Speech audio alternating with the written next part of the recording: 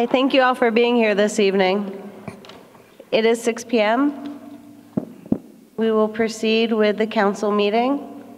Can we please have a call to order, Mr. Billingsley? Councilwoman Larson. Here. Councilwoman Wall. Here.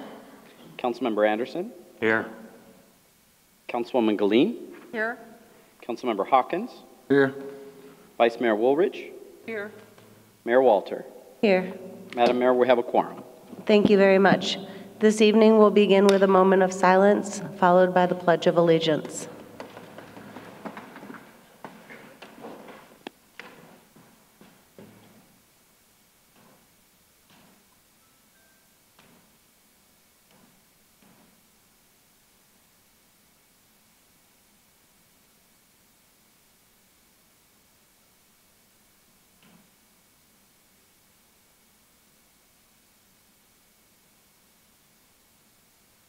Thank you.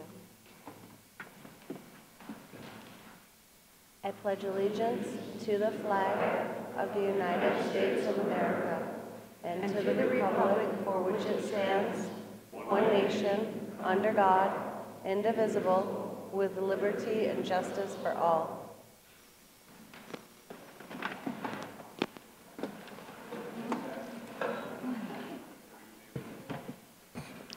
Our next item will be the call to the public. Call to the public for public comment on issues within the jurisdiction of the Town Council. Council rules limit public comment to 3 minutes. Individual council members may respond to criticism made by those commenting, may ask staff to review a matter raised, or may ask that a matter be put on a future agenda.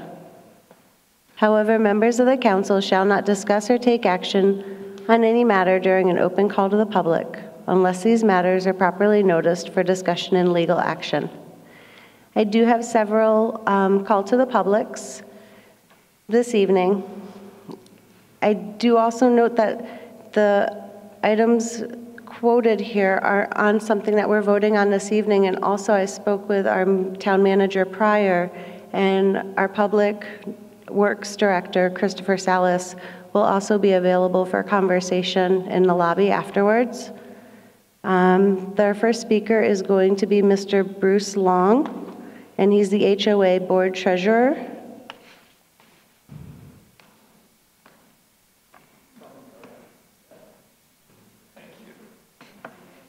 Hi, Mr. Long. How are you this evening? Doing great. How about you? I'm good, thank you. First of all, I appreciate being allowed to speak. Mayor Walter, members of the council. My name is Bruce Long. I live at 204 East Cholla Lane in Florence. I reside at Caliente Casa de Sol and serve as a board member of the HOA there. Over the course of the past 2 months, our residents have been waiting anxiously for a decision to be made by your staff as to what our setbacks will be. Our present setbacks were established in 1999 by mayor and council ordinance. Prior to that, we didn't have setbacks at all.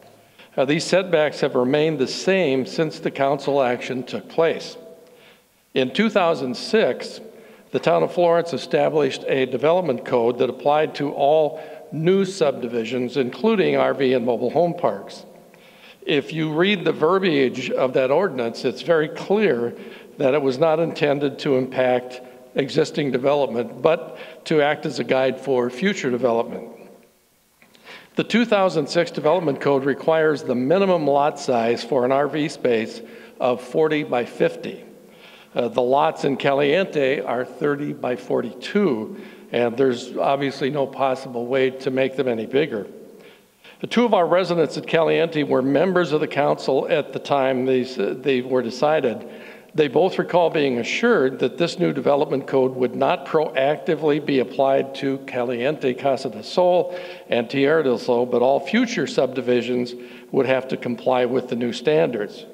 In 2014, just 3 years ago, the Planning and Development Director asked Mayor and Council for a variance for our next door neighbor, Tierra del Sol, and the reason for the variance was to reduce the setbacks in the RV park because they were already built out and in place when the 2006 Development Code was adopted. As stated in the minutes of that meeting, the Planning and Development Director explained that Caliente Casa de Sol was already granted an exception to the new setback guidelines in 1999, and therefore no action was needed on their behalf. The mayor and council then approved the variance for Tierra del Sol, and they remained in place until the town of Florence staff ignored the variance and insisted on enforcing the 2006 ordinance on both Tierra del Sol as well as Caliente Casa del Sol. And I guess the question is, can a variance granted by one elected body be rescinded by another elected body, mayor and council? And if so, does the town staff have the authority to disregard a variance and hold residents to a different standard than what that variance allows? Wow, I've been in radio and I went right down to the second. That's okay. You pose excellent questions, and I'm going to have our attorney and town manager look at that, as well as Christopher Salas, who's our director, will be able to meet with you in the lobby. Madam Mayor, Council, thank you very much. Thank you very much.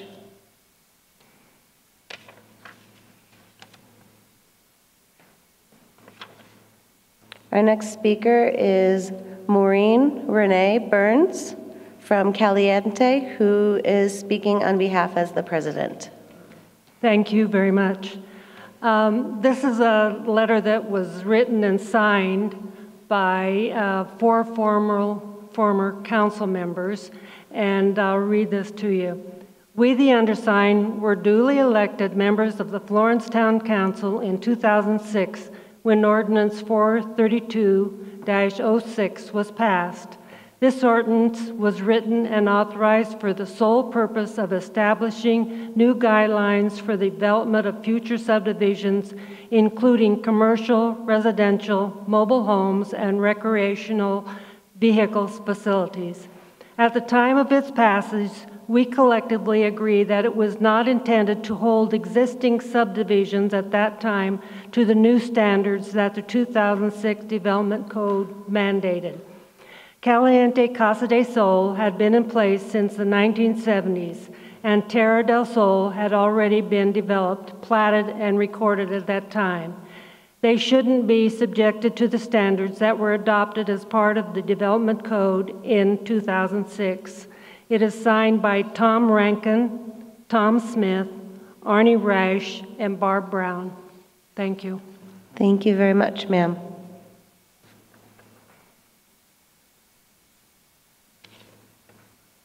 Our next speaker is Terry Christian, who is speaking as the Vice President, Caliente Property Owners Association. Ms. Mayor, I'm going to forego my comments at this time. Pretty much everything's been said, but nothing came up that I need to follow up on. Thank you very much. Thank you, sir. Mr. Dale Lass from Caliente Casa del Sol, who's representing the residents of Caliente.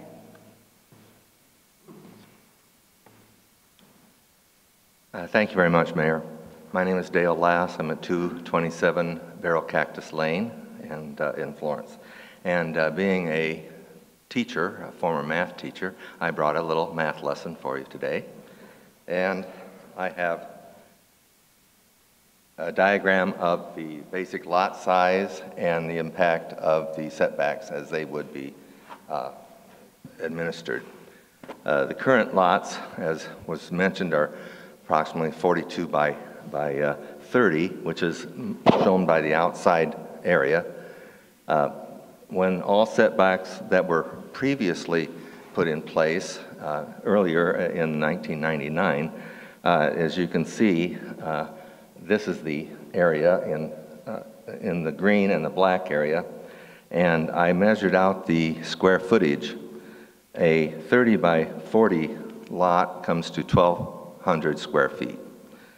The area for, as the previous setbacks came to 945 square feet, but if we go with the setbacks as proposed by the city, which is shown by the blue square, the amount of available space to build permanent structures or to set a park model on comes to 540 square feet. much less than the original square footage of the lots. I think that shows a critical amount of impact to the property and how the property owners can set their residences on those lots. Thank you very much for your time. Thank you very much.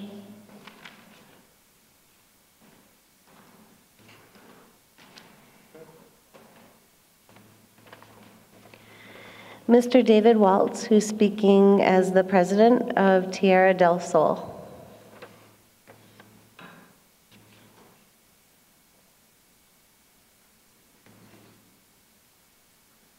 Thank you, Mayor.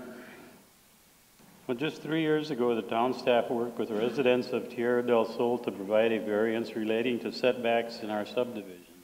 Now we have all newly acquired staff members telling us that the variance granted to us is null and void. When these present staff members leave and are replaced, is it reasonable for us to assume that more surprises are in store for us?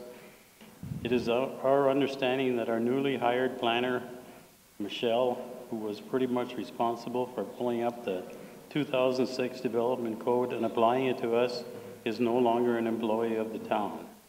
So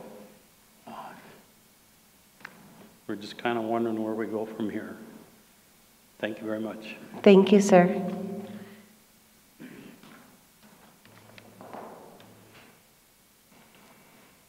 Just to address, we do have a planner available to the town of Florence, as well as Mr. Billingsley. Would you like to add something to that at this time? Thank you.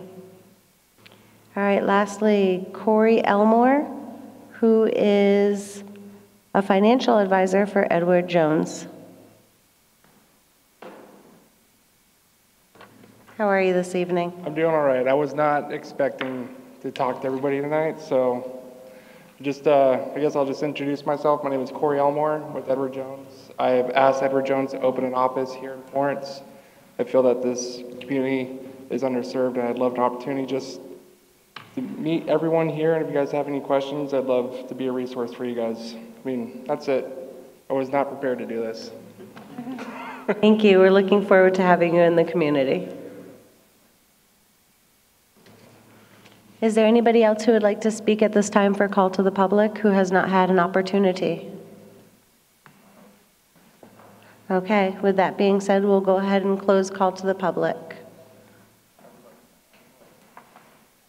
Item 6A is our presentation. We have a proclamation declaring the week of Monday, November 20th, 2017.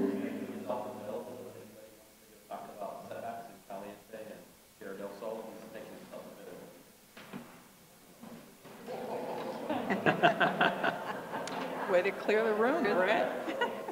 Thank you, gentlemen and ladies, for coming out this evening. Thank you.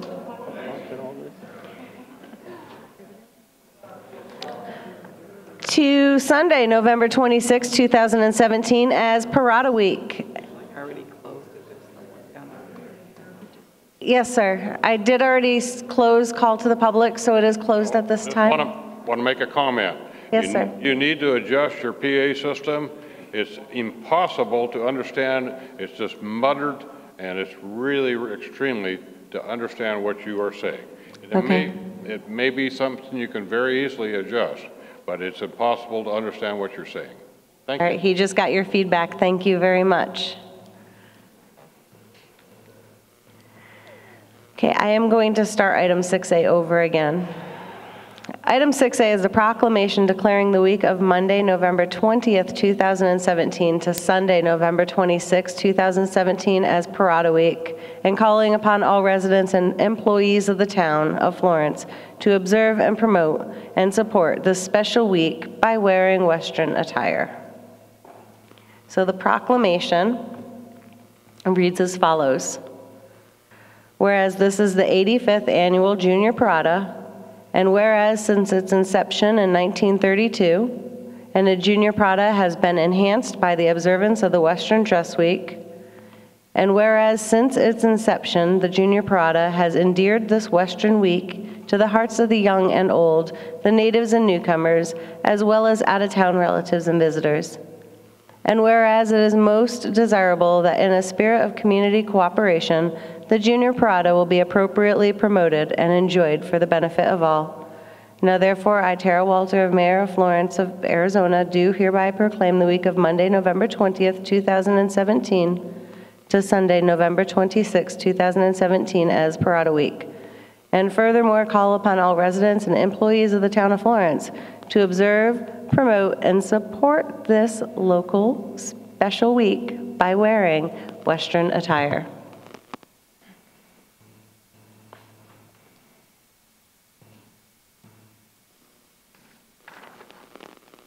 With that,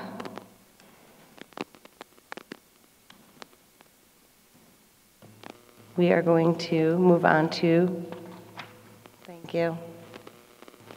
My computer glitched. Thank you. Paper copies.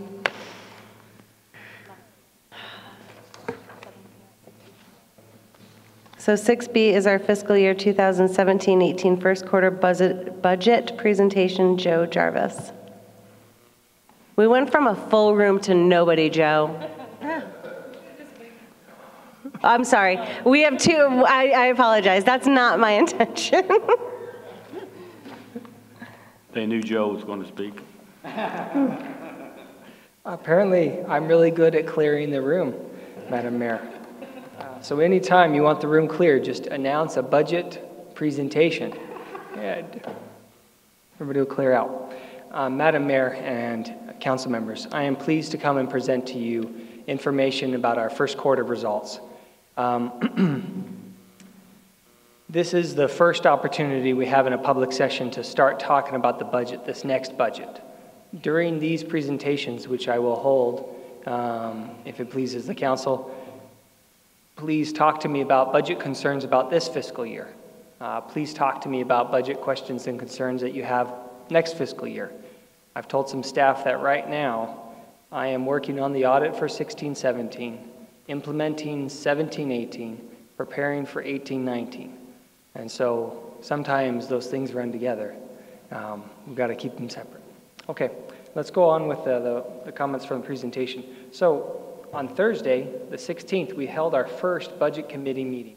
And the main topic of that meeting was to go over this presentation. So I apologize, Councilman Anderson and Councilwoman Wall. This will be the second time they hear it. The first quarter results and this first discussion on the budget. Okay, let's go ahead and get started. So, in general, what we're seeing is that we are collecting the revenue that we expected. And we are spending less than what we had budgeted. That's always a great position to be in. Finance is monitoring expense accounts in specific areas where those accounts may exceed their budget. Also keep in mind that this forecast is based upon data for all of the information through September 30th of 2017. That will come into play a little bit more on the revenue side. As you may be aware, there are specific revenue sources that don't come in right on time because that's just the way that those revenue sources come in. As an example is property tax. You'll see later in the presentation that we've collected very little in property tax, and that's because residents are paying their property taxes now. We won't see a certain amount until November, late November until December. What we have here is, this is the unaudited results for 16-17. The reason I say unaudited is we're in the process of completing our audit. What you have here on the far left is a specific fund, and then I've broken it out by revenue and expense by each of those funds. The next column shows what we budgeted for fiscal year 16-17, and what I show in the projected column is what I had presented to the council on July 17th, 2017. I wanted to show you what we had talked about and then what it actually had resulted. And then in the next column is the actual results. And on the far right, you'll see the balance. In our general fund, we collected $1 million more than we spent. There are two reasons that occurred. One, we only budgeted we budgeted less than we were anticipating collecting. And in addition, as we know, the state saw our population at 30,000 this last fiscal year, but in reality, our population was only 25,000. So we were anticipating more revenue this last fiscal year. Moving on to HERF, you'll see that we overspent, we spent $568,000 more than we collected in revenue. The main reason being that for the fiscal year 16-17, the council authorized the HERF bond. And so we were anticipating spending more in 16-17. We're going to be spending more in 17-18, and we may spend a little bit more in 18-19 in order to spend all of that HERF bond. Next one we have is water. We spent about $1 million less than we collected in revenue. Right now, we have a contractor in place who's analyzing our utility rates in water and sewer side, and they will be presenting their findings in future meetings. In the sewer fund, we collected about $1.4 million in revenue than we spent. Moving on to sanitation. Sanitation, we spent about $148,000 more than we collected. The main reasons there are the council and staff are aware that we have a fund balance of a little over $1 million in the sanitation fund. That was collected over time while the town was running the sanitation services. Now that the town contracts out those services, the revenue that comes in is spent directly to RAD to pay for the services that are provided. Keep it in mind that the town chose to add specific staff members to support the sanitation services, and the town has contracted with Republic Services in order to provide a dumping station within our town boundaries. And for those reasons, we are slowly drawing down the sanitation fund balance, or the cash, available cash. It is the intent of staff to come back before you and give a presentation or provide a recommendation on how that fund balance can be utilized in order to further the strategic plan of the council.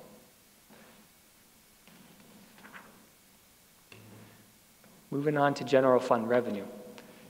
In the general fund, we have about 75 different revenue sources. These range from donations to city sales tax. Rather than looking at all of those revenue sources, I wanted to pinpoint on specific revenue sources that have a major impact upon our budget. So I focused on 6, and those 6 together make up 78% of the revenue for the general fund, with the assumption that if these revenues if we're collecting as much revenue as we're anticipating, then the rest of the general fund revenue is in line. Now those are city sales tax, property tax, building permits, state shared sales tax, state shared income tax, and auto license tax. I've also pointed out what percent of the total general fund revenue comes from those revenue sources. Most of our 2 major revenue sources are city sales tax and then state shared income tax, followed closely behind by state shared income tax. And then property tax only makes up about 7% of our general fund revenue. Building permits only make up about 3%. City sales tax and state shared revenue, sales, income, auto license, have increased every year since fiscal year 13-14. And property values have also increased within the town. Now here's a diagram of specifics. So what I have is I have the budget for each of those amounts, what we've collected as of September 30th, and then the forecast based upon what we've collected. And as I mentioned earlier, some of these revenue sources don't come in on a regular basis. They're not coming in on a weekly basis. And some of our revenue that we've received from ADOR is about a month, if not 2 months behind. And so in many ways, we have to look behind in order to move forward. With these particular revenue sources, some of them, I went and analyzed them on a monthly basis for the last 3 years to try and understand the trend. That way, I could compare the trend for this fiscal year to previous fiscal years. And as I mentioned before, the property tax revenue will be coming in November and in May. That's why the property tax revenue is so small right now. And auto license is coming in a little bit lower than we're anticipating, but the other ones are coming a little bit higher than I was anticipating. Next we have is the general fund expense, pretty straightforward. We are recognizing payments, let me back up a little bit. Previously, I'd sent some information over to the town manager, and I believe he had forwarded that information on to you. And I had misspoken in my email to him. As the council may be aware, at the end of last fiscal year, we chose to make a large payment to the Public Safety Personnel Retirement System. And PSPRS is recognizing that as a credit in their system. Moving forward through this fiscal year, we have not been transferring funds to them to pay off, to slowly draw down on that credit, but we have been recognizing that in our general ledger. We have been recognizing it in the account codes. According to my presentation, we have been spending the money, but the cash has not been coming out of the bank account because we had already created a credit. Now let's move on to some other funds. What I wanted to focus on here is, here are our major enterprise funds. Here are our enterprise funds. HERF is not an enterprise fund, but it seemed appropriate to tie it into the same slide. Now, the revenue that is recognized on this slide is not every revenue source within these funds. It is just the major revenue source within these funds. So again, I show you the budget, I show you what we've collected as of 9/30, and then what the forecast is. And here's the last slide. This is the expense for each of these funds, the enterprise funds, both the budget, what we've spent so far, and then our forecast. And that is the conclusion of my planned remarks. At this time, Mayor and Council members, do you have any questions for me, or do you have any comments about our current budget or our future budget that you would like to discuss at this time? Councilmember Larson. I just have a question about the slide, the enterprise funds major revenue. I'm just assuming that your sewer fund, that you have a typo in the forecast field? Or else your commas are off. Yes. It's always great to put a presentation up so everybody can find your errors for you. I'm sorry. There is an additional 0 at the Just wanted end. to confirm. Thank you. Yes, you are correct.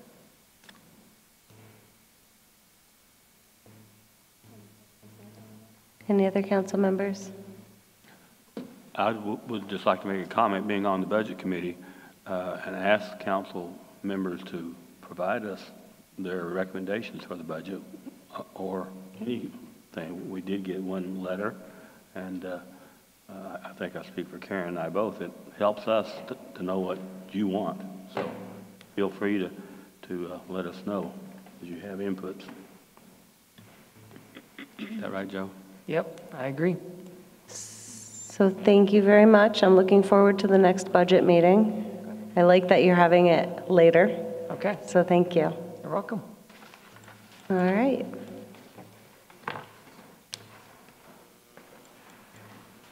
Item number 7 is our consent agenda. All items on the consent agenda. Just reading off the paper copy. My computer is not wanting to cooperate. I apologize. All items on the consent agenda will be handled by a single vote as part of the consent agenda, unless a council member or a member of the public objects at the time the agenda item is called. Item A is the authorization to purchase a Kaiser Omega 83P blower from James Cook and Hobson Incorporated in the amount not to exceed $31,000. Item B is the authorization to contract with Fort Aline Waterworks, LLC, through a City of Phoenix cooperative contract to provide parts for waterline and wastewater projects in an amount not to exceed $70,000.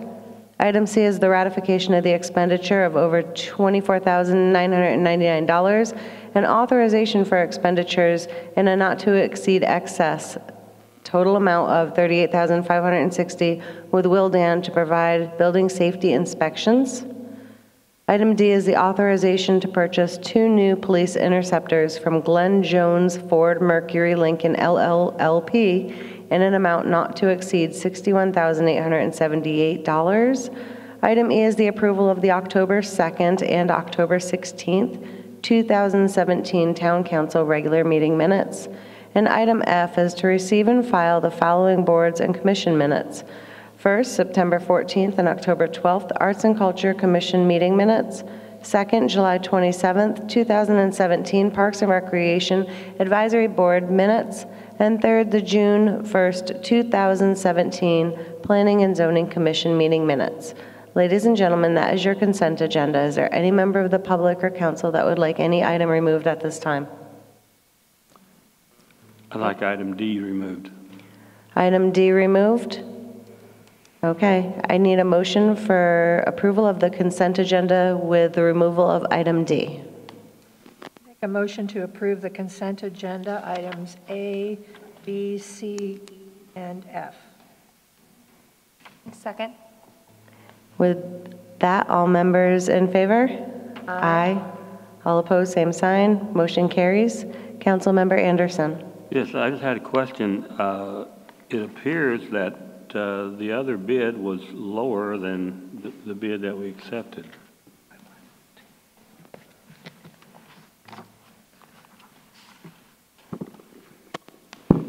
Councilman Anderson, that's a great question. When you look at the bid tabulation sheet, what each of these vendors did is one presented one vehicle, and the other one presented two vehicles. And that's the first initial reason why the numbers are not matching up. Well, but the one vehicle was $30,000, 942. The two are 61,000. So I'm assuming we could get two of them for 30,009. Right, because if we add together the 30,942. Madam Mayor, I think I can answer this question to assist Joe. This item is actually really good news. Last year we purchased two very similar items. We purchased them off of state contract. This year we chose to go to bid for two reasons. Number one, to see if we could get a better deal than state contract, and number two, to see if there would, to give a fair shot to an auto dealership in Pinal County to try and win this bid. So the fact that number one, Glenn Jones Ford turned in a bid, and the second fact that it's actually lower than the state contract price. To Joe's point, when we submit a bid request and we ask for them to price two vehicles, we hope that they're going to price two vehicles because that's the requirement in the bid. So it's a challenge when they come back and they bid on one vehicle. Okay, that's a good answer. I just want to make sure I understood. Thank you. Well, and also I'm just going to add in, if you double the purchase price, if we did go with that one vehicle, it's actually more by about $6. It totals $61,885.04. $7. Yeah. I was just curious about the way this whole thing turned out, you know. They weren't, somebody wasn't responsive. They didn't follow directions. Yep. Are you ready to approve that item? I'm ready to approve. Okay. I'll make a motion to approve item D. Second. Motion and a second. All in favor? Aye. Aye. All opposed, same sign, and motion carries. Item 8, unfinished business. Ordinance number 658-17, which is the discussion, approval, disapproval of an ordinance of the Town of Florence, Pinal County, Arizona, amending Title 11 of the Town Code entitled Business Regulations by deleting said chapters 110, 111, 113, and 114 in their entirety, and replacing with a new chapter 110 licenses, taxation, and miscellaneous business regulations. Ms. Lisa Garcia. Mayor, members of council, you'll recall at the last meeting I gave you a detailed overview of the business license section, after which I asked for members of council to contact me. I did get the pleasure of speaking with a few of you. Main topic was solicitations in HOAs that have it posted that no one is allowed to solicit within their areas. And the code does specifically say that areas that are governed by an HOA and listed no solicitation, that they cannot solicit in those areas. If you have any other questions, I'd be happy to answer them. Council members, any questions for Ms. Garcia? Okay. That is marked as an ordinance first reading at this time that ties in with our economic prosperity strategic plan reference. I apologize. This is the second reading and for action as it's on the agenda for discussion, approval, and disapproval. Okay.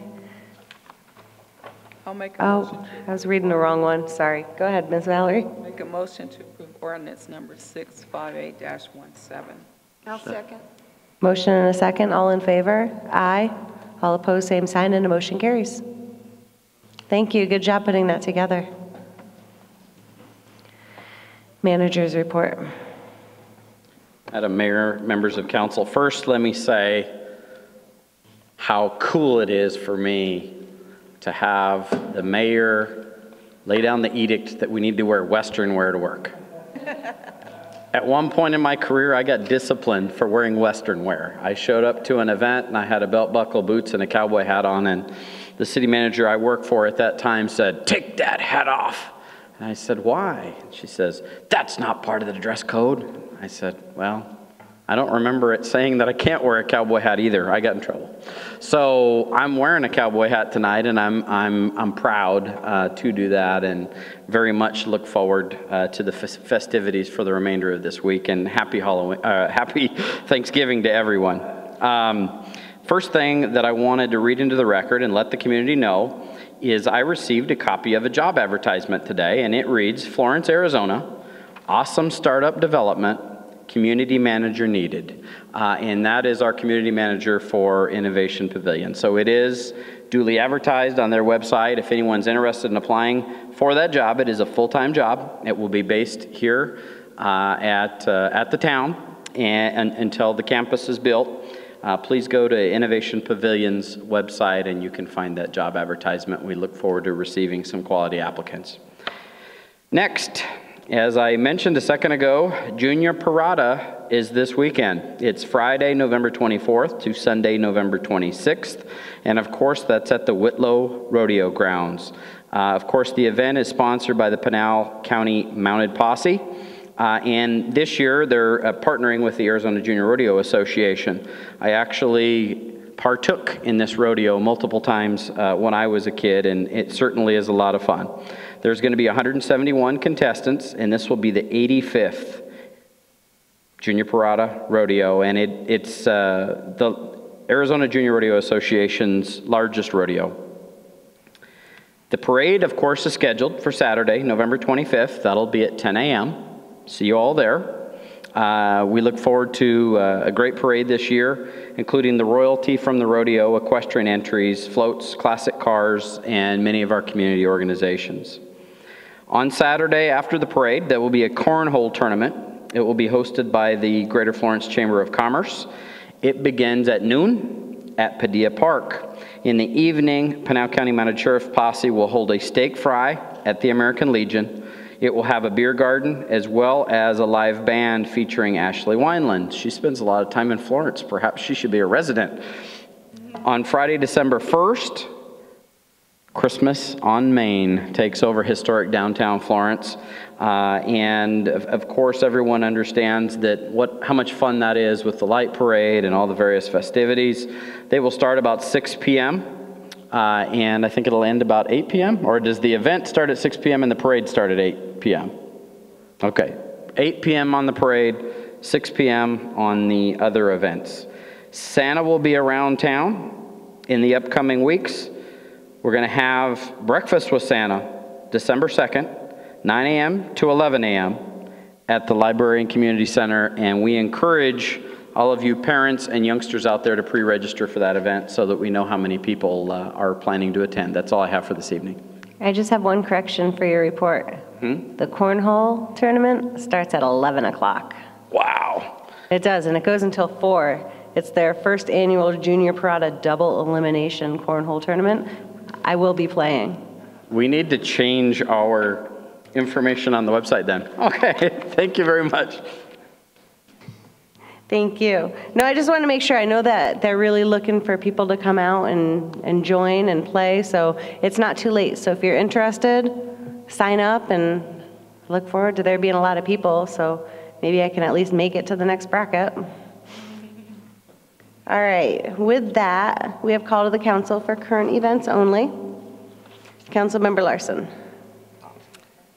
Oh, call to the public. Why am it's because my computer's broken, and I'm so used to technology, and all my notes are on there. Second call to the public. Would anybody like to say anything at this time? Okay, closing call to the public, call to the council. Councilmember Larson. I just wanted to start out and just saying with Thanksgiving coming up, everything that I'm thankful for. Obviously, I'm thankful for my family. I'm also thankful for the military and protecting our rights and for the rights of these people to be able to come up and speak to us about their concerns today. I'm thankful for everyone who has the ability to come up and to voice their concerns. I'm also very thankful for this public and the opportunity to serve this community and to represent these people. So even though they're not here right now, I am thankful to be able to be in a position where we can take their concerns and do something about it. Looking forward, like Brent had mentioned, the junior parada, all the festivities with Christmas coming up. Look forward to seeing everyone at those. Otherwise, I really don't have anything for tonight. All right, thank you. Councilmember Wall. She pretty much said it all, and I am thankful for all of it. Thank you. Councilmember Anderson. I don't have anything to say except I was concerned about our executive session. Do we need to discuss the Caliente situation again? No, it's not on our agenda at this time. That's the reason I'm asking now. Can't we put it on the agenda for executive session? No, we would have needed to adjourn at that time but it's not even an item that was posted, so no. Oh, I thought we could put it in. We can talk for the future. Okay.